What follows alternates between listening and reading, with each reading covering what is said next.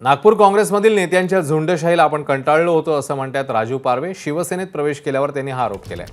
काही लोकांना सत्तेत गेल्यावर शहाणपण सुचतं असा मग पलटवार जो केलाय तो आहे विजय वडेट्टीवार यांनी। गळ्यामध्ये उमेदवारी पडल्याबरोबर राजू पारवेंना काँग्रेसमधली हुकुमशाही दिसायला लागली अशी ही टीका वडेट्टीवारांनी केली। जिल्ह्यामध्ये ज्या पद्धतीने हुकुमशाही आणि झुंडशाही चालू आहे ते मला मान्य नव्हती। झुंडशाही हुकुमशाही कशा प्रकारे सुरू होती जिल्ह्यात? एकाधिकारशाहीनं पक्ष चालत नाही। इथे सर्व लोकांना घेऊन पक्ष चालवावा लागतो आणि ते ज्या पद्धतीने चालू होतं ते मला मान्य नव्हतं। मी वारंवार पक्षश्रेष्ठीकडे ते सांगितलं पण होतं, त्यात कुठेही ॲक्शन त्यांची झालेली नाही। सत्तेमुळे शहाणपण सुचतो आणि तेही उशिरा सुचतो, त्याला ते कळलं असेल।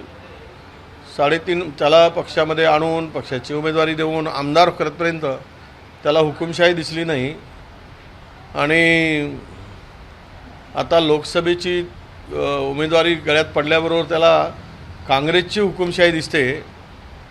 तर मला असं वाटतं की